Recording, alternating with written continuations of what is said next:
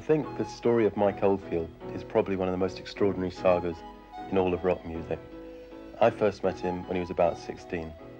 At the time, I was running a discount mail order record shop, and Mike was trying to get some interest in a tape of some music he'd put together.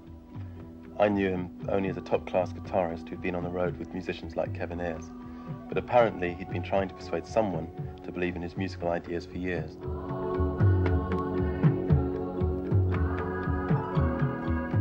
We were all a bit broke at Virgin at that time, but we offered him the use of our sound studio, which was, and is, in a rather grand house near Oxford called The Manor, and disappeared to work on his tapes. 12 months later, we took the tapes to Midem, which is a terrible big international music sales conference in the south of France, in the hope of getting things off the ground. Fairly predictably, we could get no interest. One record company said it was a load of self-indulgent rubbish, and they definitely wouldn't be interested. Another record company said that if they slapped a few vocals on it, they would give us $20,000. And we said that we weren't that desperate. And in any case, we came back to England having got no interest from outside England at all.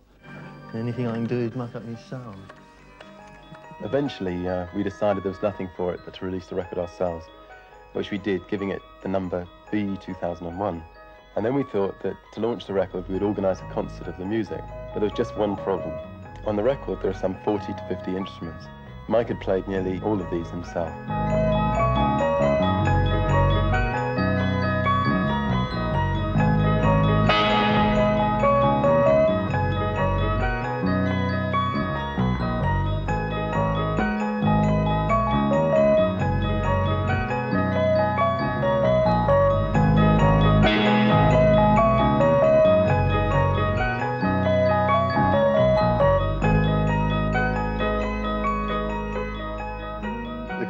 Was a huge success, and the music, Tubular Bells, with almost no promotion, began to sell faster than we could make copies of it.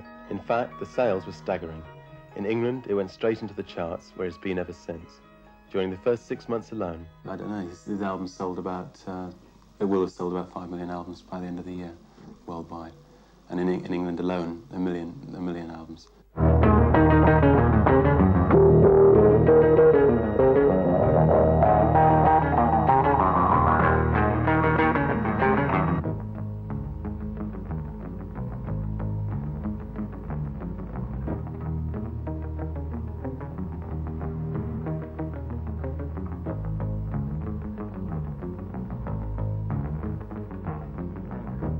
We, of course, were delighted and immediately began to think of ways of promoting the record in America, Australia, or wherever.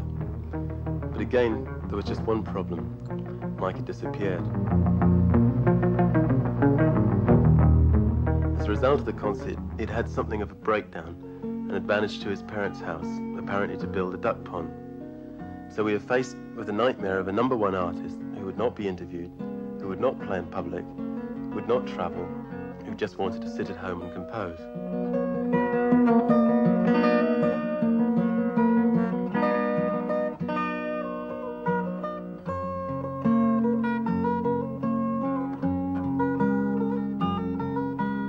I've no idea where he gets his musical ideas from, although he learned a lot from a composer he met with Kevin Ayers, called David Bedford, who gave him records of Delius and Vaughan Williams.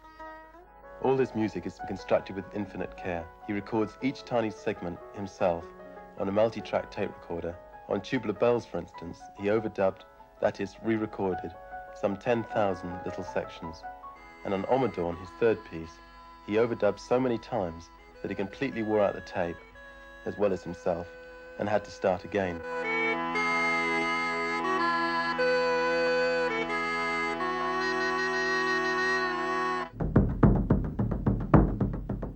The mixer that he's now got, and in which he's recorded the music for his new space movie, has given him slightly greater freedom. You start with a raw sound, going straight into the mixer. Equalise that, maybe so it's a lot brighter.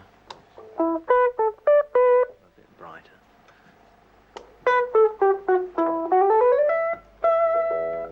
Have some repeat echo on it. Just one repeat. Speed that one up. alter the volume of the repeat. So the volume of the repeat's louder than the first note.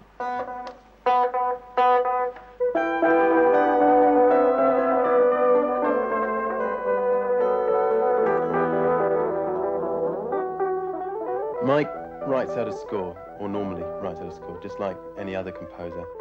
And then, having recorded the different elements of his music, he just mixes them all together. One piece, which maybe lasts for 40 to 45 minutes, can take him as long as a year. Oh, that sounds like a very hoarse little animal, a sore throat.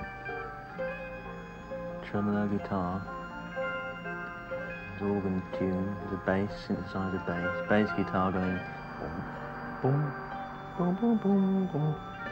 And there's a gong blast there, gong, sleigh bells and bell tree. Mandolin starts here, but it got rubbed off. He works more or less entirely on his own, in isolation and in peace. Next thing that happens, all this lot start, timpani,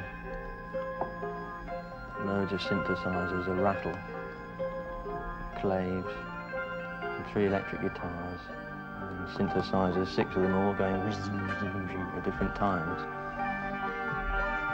There's that bit. It should be a dock rattle.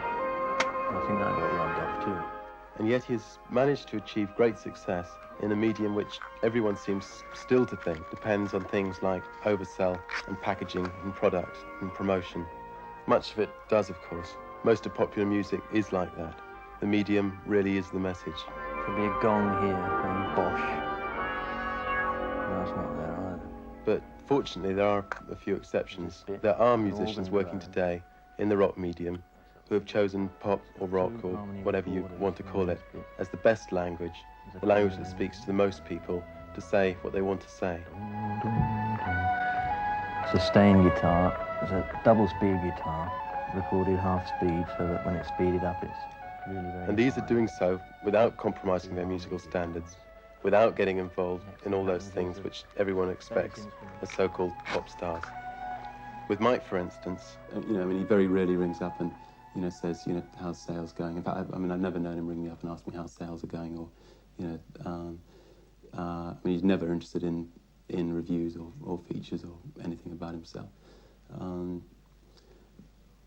think that, there are some musicians like Elton John who are into it in a business way, and into projecting, a whole image, which Mike happens not to be. He's also, like myself, he's not particularly articulate speaker, and he knows what he's good at, and he knows what he's not good at, and he feels that, he hasn't got a lot to say verbally. He feels he has got a lot to say musically. That's the first one. And the other one is...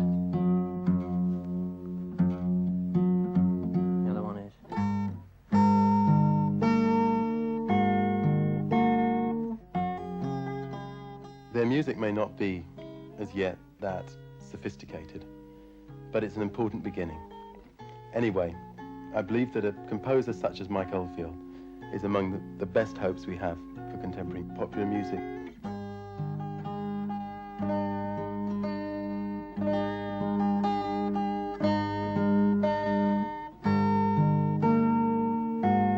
That's the second one. They both fit together beautifully.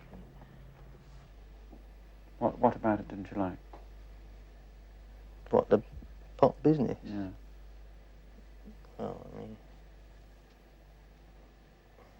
it's a bit silly, isn't it? I think it is. Don't really get involved in it.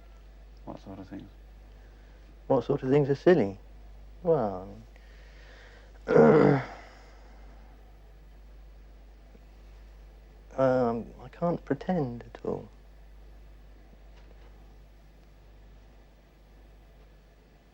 Unless I'm very drunk, then I don't pretend. I just make an exhibition of myself. Most of it is making an exhibition of yourself, isn't it?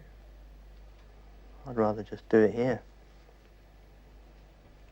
I think these young men have done more to harm our youth than any young people that have come around during the last generation, or during the last several generations, because people have followed their lifestyle, the way they dress, the way they look, which has made a sloppy, dirty-looking generation, and I think we're beginning to move out of that.